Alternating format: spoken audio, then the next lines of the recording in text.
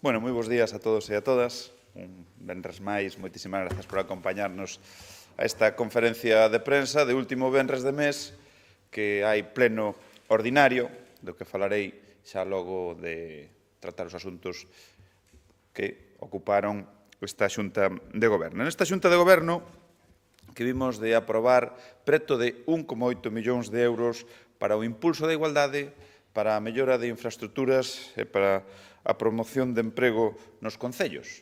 Indo máis ao detalle, aprobamos o expediente de contratación para a adxudicación das obras de mellora de seguridade viaria na estrada EP 0004 Marcón Pintos a Reigosa por valor de preto de 275.000 euros. Activamos os engranaxes do programa Máis Xuntas para o ano 2026 cun orzamento de 340.000 euros e impulsamos contratos en práctica nos concellos. O aveiro do programa Máis Emprega e falamos dun investimento de 1,2 millóns de euros.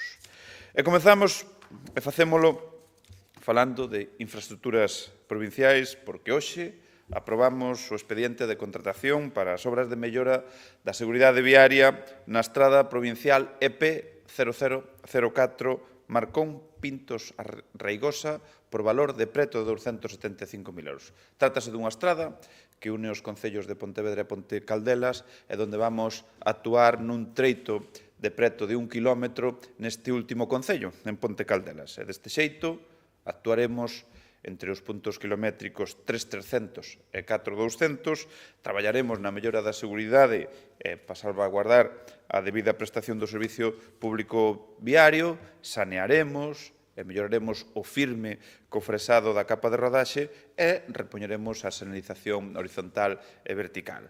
Seguimos unha semana máis destinando recursos para que as estradas provinciais, vías fundamentais na vertebración desta provincia, estean nas mellores condicións de seguridade. Imos falar agora de igualdade, porque activamos as engranaxes para poñer en marcha o programa Máis Xuntas para o ano 2026, dotado con 340.000 euros para continuar impulsando accións formativas para a mellora da formación das mulleres da provincia. E trátase dun programa que medra máis dun 6%, con respecto ao ano pasado, e isto se traduce en 20.000 euros máis, e co que queremos seguir avanzando en mellorar a formación básica das mulleres da provincia e as súas condicións de vida, crear redes de apoio para impulsar a participación activa e a xeración de vínculos e fomentar as relacións interpersoais, romper co illamento e impulsar intercambios de experiencias. O programa diríxese a asociacións, federacións ou fundacións en ánimo de lucro da provincia e o prazo para solicitar estas axudas é de un mes a contar o día seguinte da publicación no boletín oficial da provincia. O apoio a estas entidades que traballan en favor da igualdade é un obxectivo prioritario e irrenunciable deste goberno provincial. Así que unha proba máis de que o noso compromiso co tecido asociativo é un feito e de que confiamos nel como un dos piares fundamentais para o desenvolvemento e avance da provincia de Pontevedra. E rematamos cos asuntos aprobados en Xunta de Goberno e falando de fomento de emprego. Fomento de emprego nos concellos, porque hoxe aprobamos destinar 1,2 millóns de euros para que 33 concellos da provincia contraten a 72 persoas. Trátase dun programa no que o obxectivo é dotar aos mozos desempregados da primeira experiencia profesional. En concreto, serán contratos formativos de duración dun ano e que comenzarán o 15 de xaneiro de 2026. As contías oscilan en función da titulación, desde os 1.400 euros das persoas licenciadas con grau ou diplomatura ata os 1.000 euros das persoas que poseen ciclos medios de formación profesional e distribuídos de tal xeito que concellos de ata 3.000 habitantes se lles proporciona a posibilidade de contratar unha persona.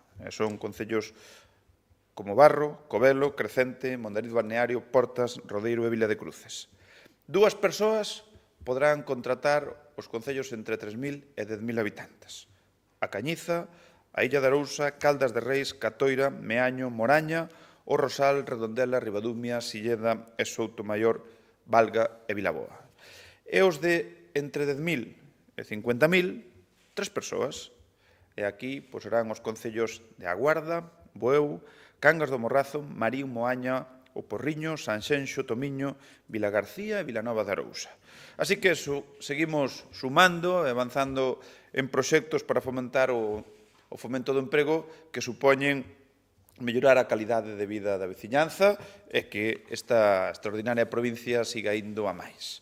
E como vos decía, último venres de mes, un pleno ordinario, cargado de moitos asuntos, como se pode reflectir na orde do día, e sendo os máis salientables, unha aprobación dunha modificación de crédito que é a sexta no que vai de ano por valor de 10,3 millóns de euros, financiados con fondos propios da Diputación, que van a servir para executar proxectos como a mellora da eficiencia enerxética de Príncipe Felipe, 3,2 millóns de euros, asinar convenios con concellos para mellorar as estradas provinciais, 1,9 millóns, e afondar na conservación de firmes, 5,1 millón de euros. Ademais, aprobaremos o proxecto para a mellora da EP 0601 no Concello de Poio entre Porto Santo e Campelo, valorada en 1,8 millón de euros. Aprobaremos tamén unha modificación de créditos, neste caso, que ten que ver co Consorcio de Bombeiros. E será para cumprir con nosos compromisos cos traballadores e mellorar as súas condicións laborais, 377.000 euros. E despois de meses de escoitar, entender, presentamos ante o Pleno o primeiro Plan Estratégico de Xuventude da Diputación de Pontevedra, un documento cargado de iniciativas para darlle á mocidade a atención que merece. E no apartado de mocións, debatiremos 5. Dúas presentadas polo Partido Popular, unha relacionada coa modificación das bases de cotizacións sociais dos autónomos por parte do Goberno de España e outra sobre a variante oeste de Caldas e o acceso ao porto de Vilagarcía e a AP9. O Partido Socialista presenta tamén dúas, unha sobre a mellora da estrada EP 2702 en Pazos de Borbén e outra relacionada coa asociación Acesca do Porriño. E o Bloque presenta unha moción sobre o 25N e os recursos para a loita contra a violencia de xénero. Eu, por a miña parte, era o que vos tiña a trasladar. Non sei se hai algunha pregunta. Non sei se ten algo que dicir respecto ás críticas por parte de Lores sobre a financiación ao partido da Diputación. Bueno, eu...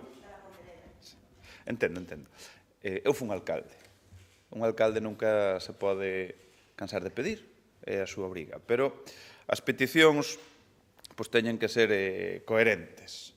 Aquí estamos falando que a Diputación de Pontevedra, aí están os datos, nunca investiu tanto na cidade de Pontevedra como agora. Estamos a falar de máis de 1 millón ao mes, investimentos que xa todos coñecedes e que son feitos. Datos recentes, ao investimento que anunciaba o vicepresidente en Príncipe Felipe, agora, esta semana, 1,4 millóns de euros para o pabellón de Príncipe Felipe, un pabellón que utilizan deportistas de toda a cidade, que veñen concentracións de equipos, que íbamos dar un salto importante, que están aquí na cidade de Pontevedra, como foi no seu día o campo de fútbol de Montecelo. Eu lembro-me que das primeiras decisións que tomamos aquí foi unha modificación de crédito de 100.000 euros para sustituir as luminarias, que non se vía de noite. Claro, eso repercutiu en todo o tecido deportivo da cidade. En definitiva, que estamos destinando máis recursos que nunca para a cidade de Pontevedra por diversos medios, e cando se fala da actualización dese convenio, pois que casualidade que aquí estuveron gobernando 8 anos, eles, e xa máis fixeron ningún tipo de actualizacións. E nos orzamentos que están sendo sometidos a comisións informativas, pois, aparte deso, os 100.000 euros para o triatlón, os 300.000 para os premios Feroz, por lo tanto, pouco máis que engadir. Eu queria preguntar, porque a semana pasada falaba da AP9, esta semana coñeceuse a sentencia do Tribunal Supremo sobre o tema das peaxes, un pouco unha valoración sobre isto, e se opina que as peaxes da AP9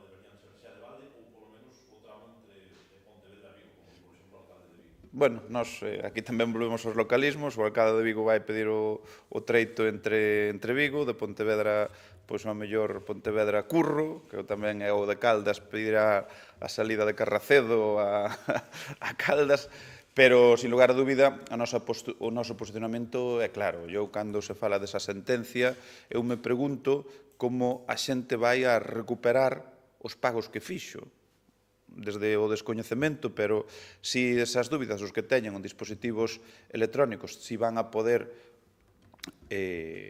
certificar que efectivamente houve o gasto, pero os que fixeron o simple billete, se che a exixencia de ter un ticket para certificar que efectivamente fixeches esa viaxe, pois pode ser unha cuestión complicada. E nesto, aquí, houve, sabedes que nos levaban bloqueado o SOE a sumar na mesa do Congreso durante moitas, máis de 45 ocasións, deron un paso que pensábamos que iba a ser un paso firme cara adiante, pero volveuse todo atrás. Non hai nada novo, e a transferencia da P9 e a gratuidade, pois, sabedes, é algo que necesitamos.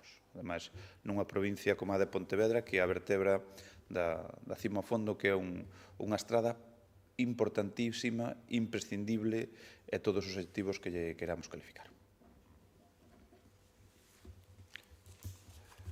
Bueno, chicos, se vides ao pleno, vémonos ali. Venga.